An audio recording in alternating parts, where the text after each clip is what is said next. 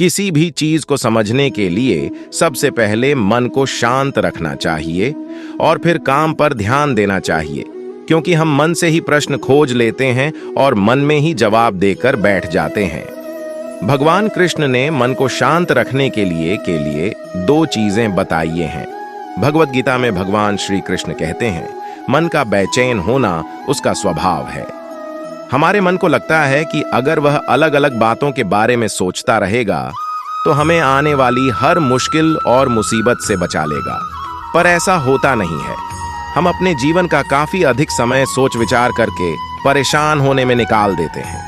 भगवान श्री कृष्ण कहते हैं कि मन का यह स्वभाव बदलना मुश्किल जरूर है, असंभव नहीं। अच्छा, अब आप एक बात बताइए, क्या आप कौए को कह सकते हैं कि वो कांव कांव की आवाज ना करे? या फिर क्या आप किसी मेंढक को कह सकते हैं कि वह पानी देखते ही ऊंची छलांग ना मारे? हमारे मन का भी कुछ ऐसा ही है। जीवन में कुछ भी होता है, अच्छा या बुरा, हमारा मन उस पर कांव कांव कांव करने लगता है। कांव कांव से मेरा मतलब है चिंता करना, व्याकुल होना। कोई बुरी बात होती भी नहीं है और मन परेशानी की ऊंची ऊंची लपटें लेने लगता है। कभी कभी तो मुझे ऐसा लगता है कि हम में से कई लोग सिर्फ परेशान होने के लिए जीते हैं। सारी परेशानी, पीड़ा, दुविधा अक्सर हमारी मन की बनाई हुई कहानियां होती हैं। भगवान श्री कृष्ण हमें हमारे मन को शांत और स्थिर करने के लिए दो उपाय देते हैं। पहला, ध्यान लगाना या मेडिटेट करना। दूसरा, वैराग्य भाव सीखना। अब ध्यान या मेडिटेशन शब्द सुनते ही आप में से कई लोग कहेंगे कि आप आंख बंद कर सांसें अंदर बाहर नहीं ले सकते। यहां हम सब गलती कर बैठते हैं।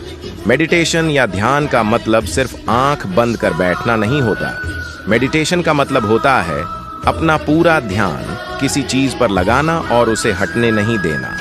अगर आप रोटी बना रहे हैं तो सिर्फ उस बात पर ध्यान दीजिए। अगर आप पिक्चर देख रहे हैं तो अपना पूरा ध्यान पिक्चर पर लगाएं।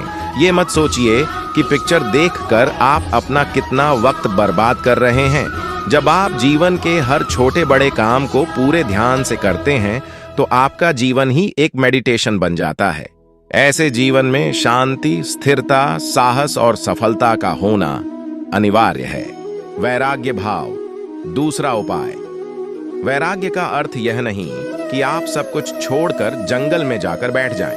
वैराग्य का सच्चा अर्थ है कि आप जो काम कर रहे हैं उसका क्या नतीजा या रिजल्ट निकलेगा उसकी चिंता ना करें। जैसे अगर आपने कोई इंटरव्यू दिया, आप यह कर सकते हैं कि पूरे मन से तैयारी करें और अपना बेस्ट देकर आ जाएं। वह नौकरी मिलना या ना मिलना आपके हाथ में नहीं है। इस नतीजे के पीछे अलग अलग चीजें हैं जो आपके बिल्कुल कंट्रोल में नहीं। तो जिस चीज के बारे में आप कुछ कर नहीं सकते उसके बारे में चिंता भी ना करें।